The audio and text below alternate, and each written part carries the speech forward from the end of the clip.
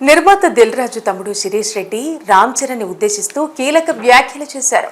అయితే Venkateswara creations banner పై అనేక hit సినిమాలను నిర్మించిన వారిద్దరూ రామ్ చరణ్, శంకర్ కాంబినేషన్ లో గేమ్ చేంజర్ ను 450 కోట్ల రూపాయల బడ్జెట్ తో తెరకెక్కించారు.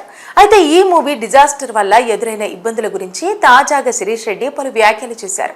గేమ్ చేంజర్ వల్ల వచ్చిన నష్టాలతో తమ బతుకు అయిపోయిందని అనుకున్నామని పేర్కొన్నారు. కానీ సంక్రాంతికి వస్తున్న సినిమాతో అంతా మారిపోయిందని ఆయన అన్నారు. అయితే ఇదంతా కూడా కేవలం 4 రోజుల్లోనే జీవితం మారిపోయిందని పేర్కొన్నారు.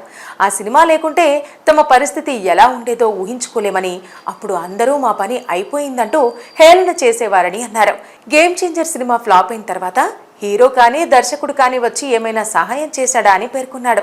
అంత నష్టం వచ్చినా కూడా ఒక్క ఫోన్ కాల్ చేసి ఉండినా బాగుండేదని, పరిస్థితి ఏంటని కూడా ఎవ్వరూ అడగలేదని పేర్కొన్నారు.